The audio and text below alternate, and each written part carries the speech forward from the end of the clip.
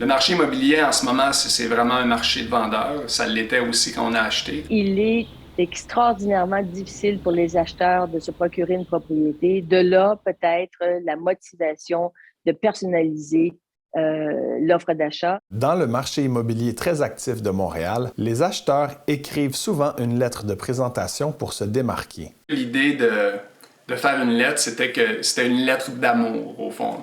Fait que l'idée, c'était d'essayer de séduire le vendeur. C'est pour créer le lien émotif, aller chercher quelque chose des points communs entre l'acheteur et le vendeur, qui fait que la lettre d'introduction est devenue monnaie courante. Quand on est venu voir la maison, on était vraiment intéressés. Puis notre agent immobilier nous a dit, si vous voulez vraiment avoir des chances, vous devez faire une lettre de présentation parce que s'il y a de la compétition, ça va vous démarquer.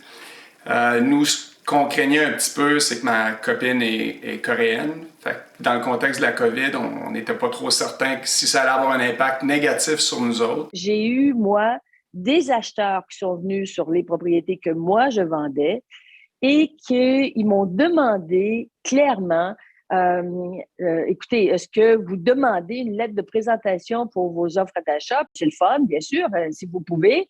Et j'ai rapidement vu le nuage passer devant leurs yeux parce qu'on parle d'un couple de couleurs.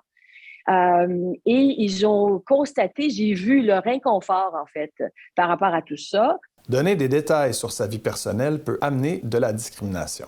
Le fait pour une personne de vouloir se mettre de l'avant pour pouvoir accéder à une maison, en fait, c'est effectivement, il faudrait que les gens fassent attention de ne pas mettre de l'avant des caractéristiques personnelles parce qu'à ce moment-là, il y a peut-être un risque qu'ils soient discriminés sur cette base-là.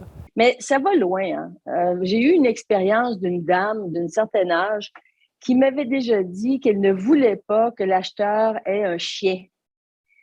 Parce que son mari avait travaillé très fort pour faire sabler puis finir les planchers, puis ça serait donc dommage que les planchers seraient endommagés par un chien. J'ai vraiment allumé sur oups, attends une seconde, là. On commence à faire des choix assez systématiques de qui on veut qui achète la propriété. J'ai arrêté ça parce que j'ai peur à la discrimination contre les personnes qui ne rentrent pas dans un cadre prédéfini dans l'imaginaire du vendeur. Depuis le 1er janvier 2022, les lettres de présentation sont interdites en Oregon pour diminuer les situations de discrimination.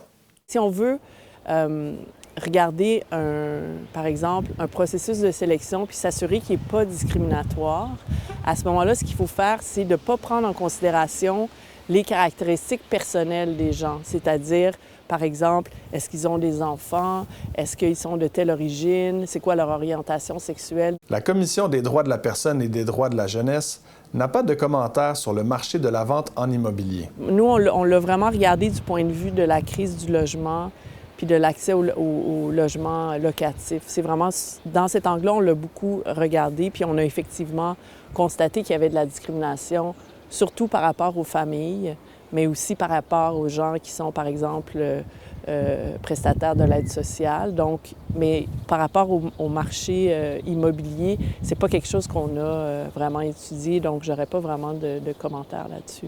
Si tu vends ta maison, c'est ta propriété, ça t'appartient, tu as un attachement quelconque. Fait que de t'en départir, tu vas être certain que la personne qui va prendre la relève, que ce soit quelqu'un qui est fiable, quelqu'un qui a des bonnes valeurs ou qui sont similaires aux tiennes. Fait que je comprends un peu l'angle puis l'idée de la lettre. Mais dans le fond, c'est pour ça que la sensibilisation est importante pour que les gens réalisent que, oui, naturellement, ils vont faire des fois, ils vont avoir des biais inconscients qui vont les faire aller vers des gens qui leur ressemblent. Pour le nombre de lettres de présentation que j'ai reçues sur les inscriptions que je vendais, je n'ai jamais vu de lettre accompagnée d'une photo d'un couple de noirs. Et ça, je trouve ça, là, il y a quelque chose qui ne marche pas là-dedans. Et c'est pour ça que je dénonce ce processus-là. Devenir propriétaire d'une maison est encore un défi pour plusieurs Montréalais.